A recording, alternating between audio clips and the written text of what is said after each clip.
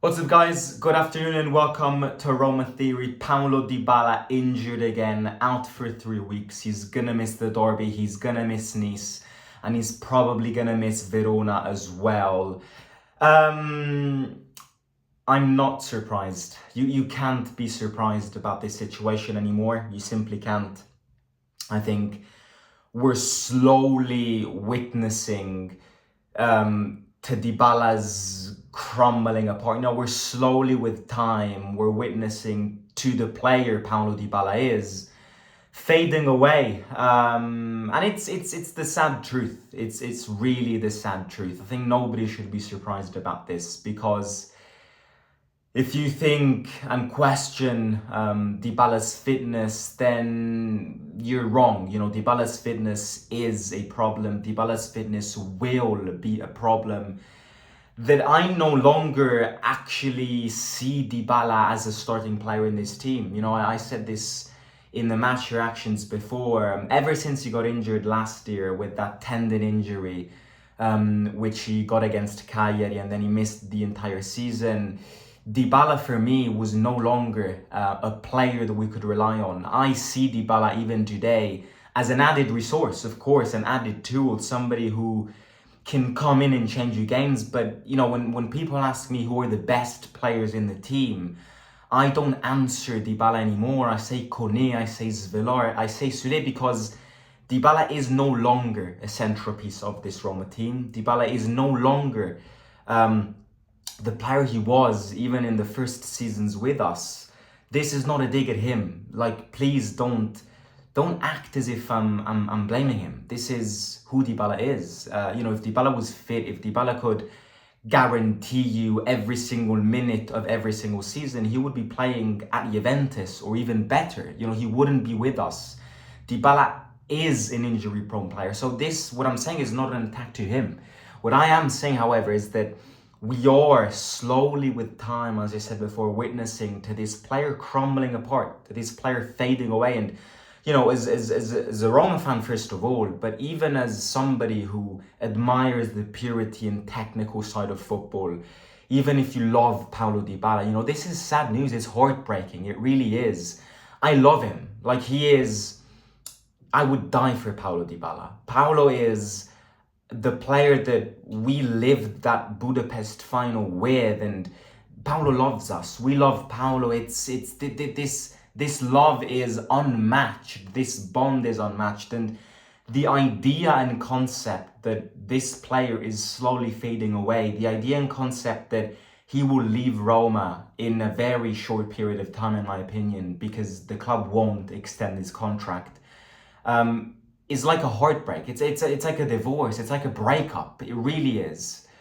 But unfortunately, this situation is no longer manageable. This situation is no longer sustainable for a club like Roma. So I want to analyze this. I want to say a few things and of course come up to a conclusion. First of all, Dybala needs to be inserted in context. Dybala is no longer a starting player. Dybala is no longer a player that you can start him and expect to play 90 minutes, and even if he does, expect the following game to play another 90 minutes. No, Dybala needs to be inserted in context, inside a game time, inside a game plan, inside a game. Dybala, in my opinion, needs to accept to become a last 30-minute player.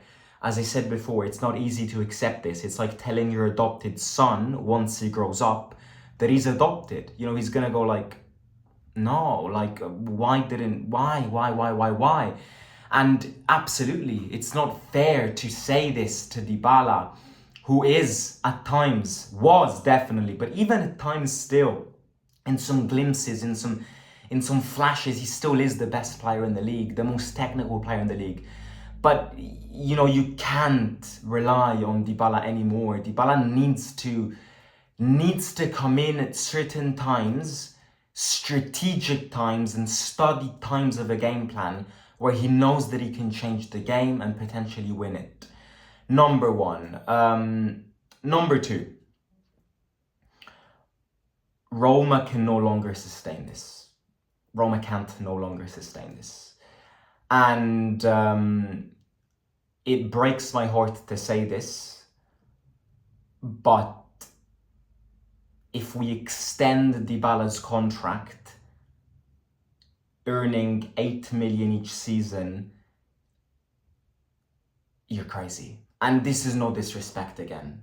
Like, genuinely, I am not disrespecting him. I can't put to words how much I love this man.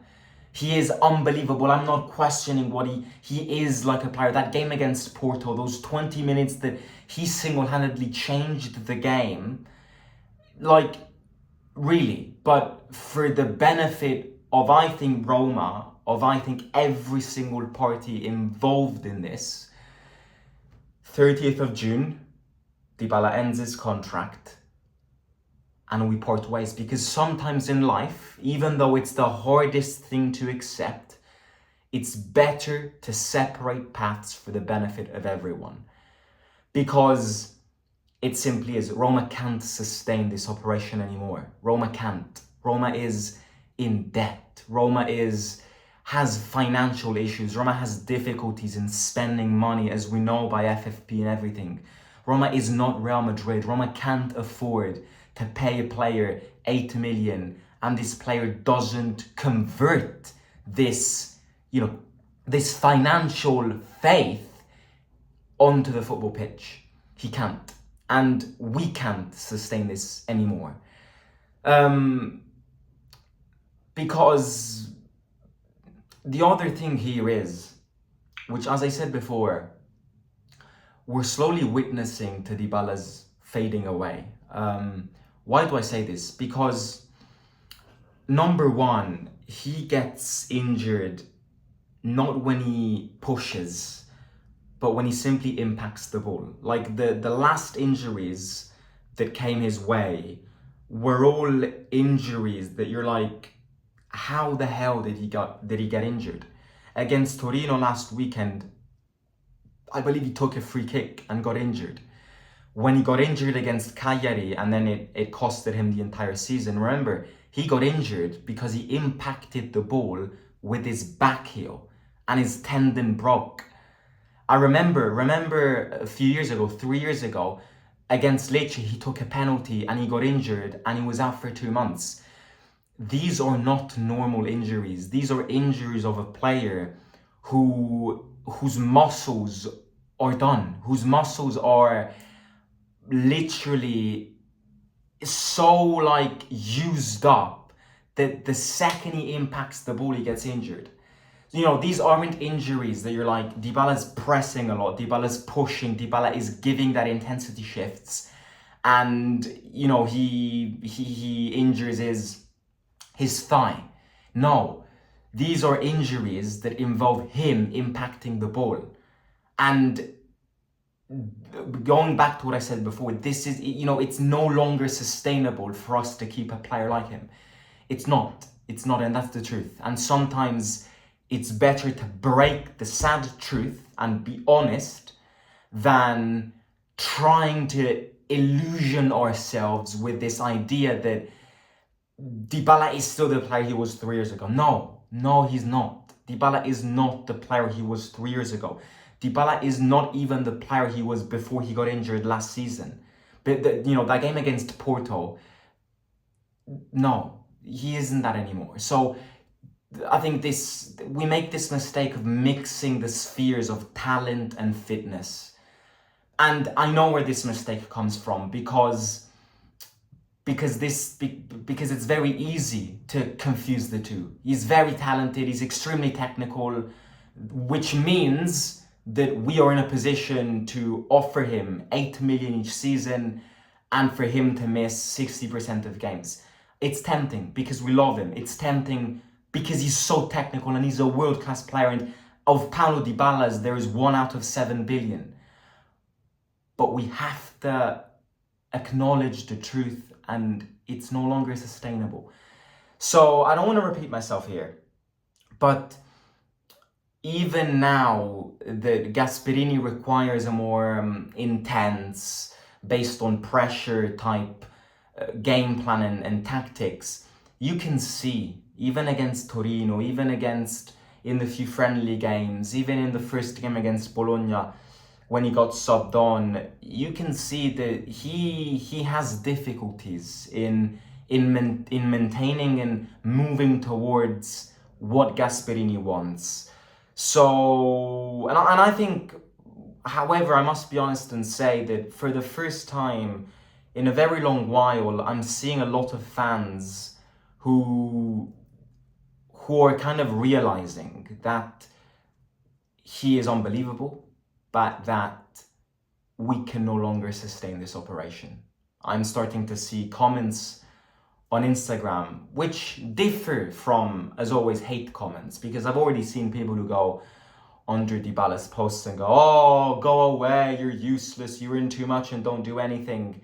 That's not fair, because if Dybala comes on and decides to switch the game, he can. But that happens once in a while. It doesn't happen regularly enough. Other people are being more objective and are going, we love him, as I just said in these last 10 minutes. You're unbelievable. You're at times the best player in the league. You certainly was the best player in the league. But we are Roma, and we can no longer sustain this operation, which costs us a lot.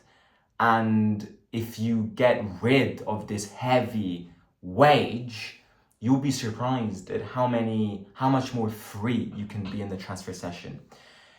With that being said, guys, I'm heartbroken, because seeing Dybala like this makes me heartbroken. It's like breaking up with your girlfriend, but the end is near. What I think is the conclusion to conclude this video is the end is near. We're witnessing game week after game week to more and more of Dybala fading away, Dybala crumbling apart, which is extremely sad from a Roma point of view and from a football fan's perspective.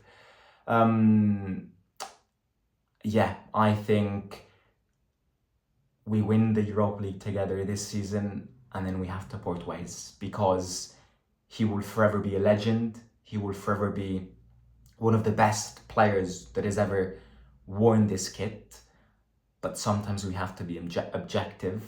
Sometimes we have to be honest and say that we can no longer manage this.